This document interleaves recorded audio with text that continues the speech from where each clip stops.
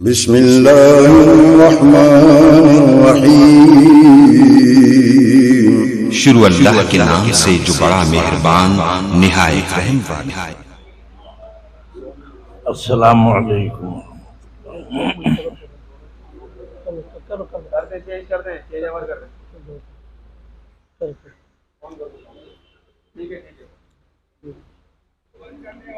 شروع کریں؟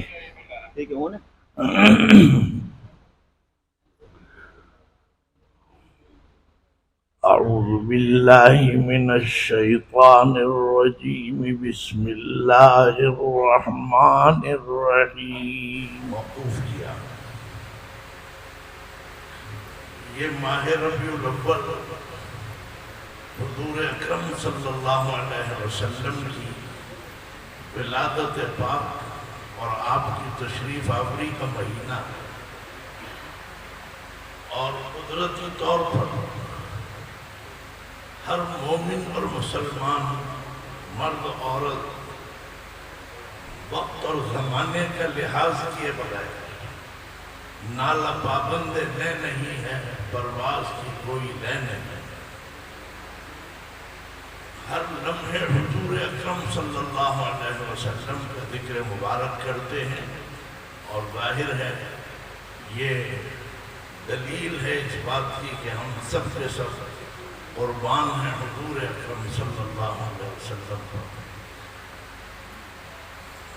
مختصر طور پہ میں نے بھی یہاں بیٹھے بیٹھے ایک دو باتیں صرف اپنے ذہن میں جمائی کہ میں آپ کے سامنے پیش کر دوں۔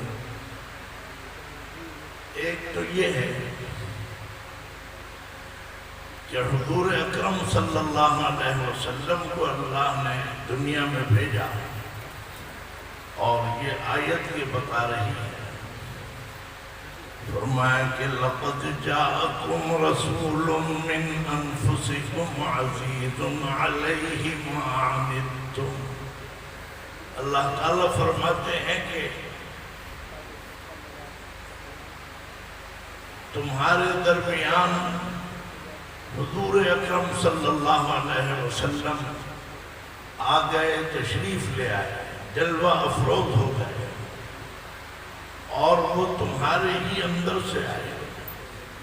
انفس کا ترجمہ ہے تمہارے اندر سے، یعنی تمہاری ہی قبیل سے ہیں، تمہاری ہی گویا کہ انسان اور بشر ہیں، اعلیٰ درجے کے انسان اور بشر۔ علماء نے کہاں لکھا ہے کہاں نہیں، حوالہ میں نے نہیں دیکھا، لیکن میرے والد محترم فرماتے تھے کہ اگر انفسکم کی جگہ پر دیا جائے انفسکم تو وہ پڑھا جا سکتا ہے، وہ بھی غلط ہے۔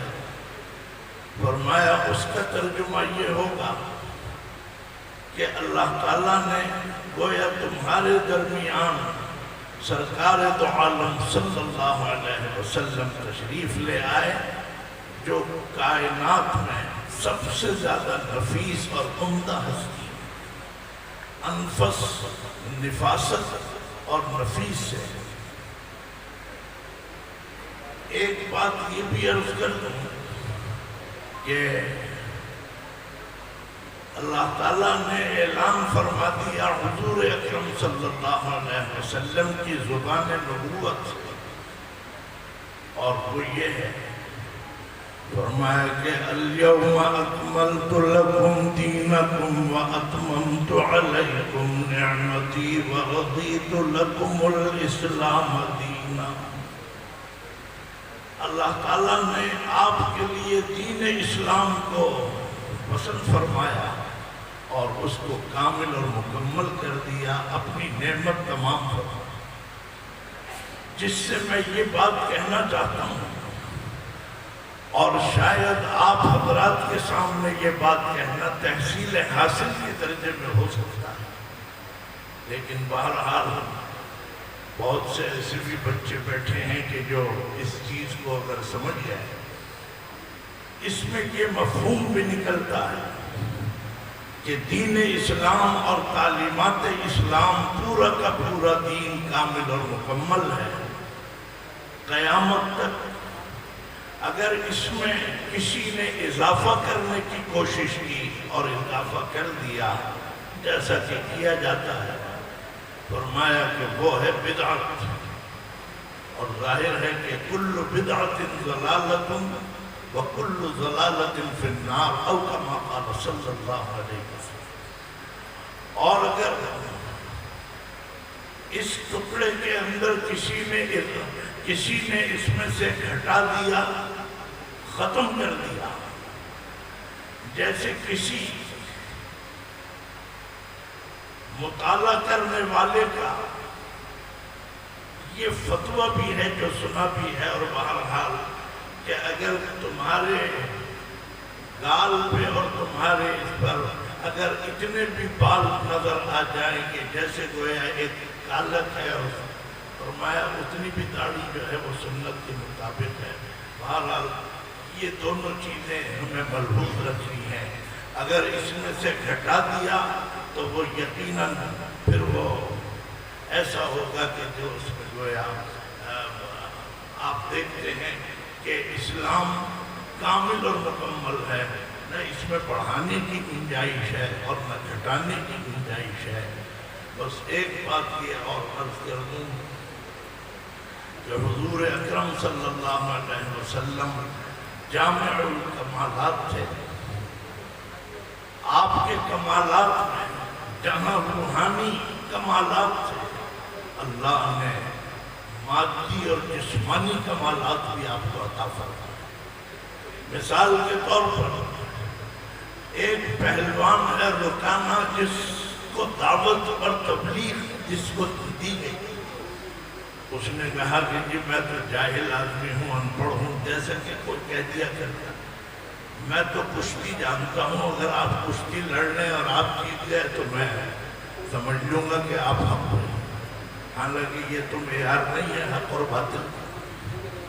حضور اکرم صلی اللہ علیہ وسلم تیار ہو گئے، اور وہ رستم زماں تھا، کبھی کسی نے اسے پچھاڑا نہیں تھا، لیکن حضور اکرم صلی اللہ علیہ وسلم سے اس نے کشتی کی، اور وہ تھوڑی دیر میں نیچے تھا اور آپ اس پر سوار تھے۔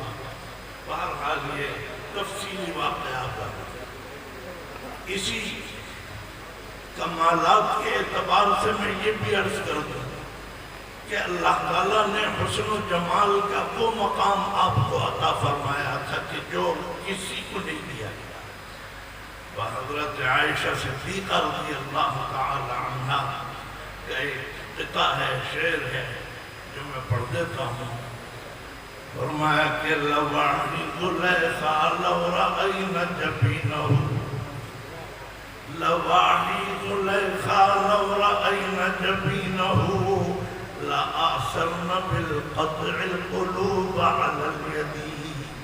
فرمایا کہ جن عورتوں نے حسن یوسف دیکھ کر اپنی انگلیاں کاٹ لی تھیں، اگر وہ آج قبروں سے آئیں اور زندہ ہو جائیں اور میرے سرتاج میرے محبوب کا حسن دیکھیں تو انہوں نے انگلیاں کاٹی تھیں، اور میرے محبوب کا حسن ایسا ہے کہ وہ کلیجے نکال کے باہر۔ اللہ نے دونوں چیزوں میں نوازا تھا۔ آج ہم انہی ہستی کے ذکر کے لیے موجود ہیں۔ اللہ تعالیٰ ہماری حاضری کو قبول فرمائے۔ وآخر دعوانا الحمدللہ۔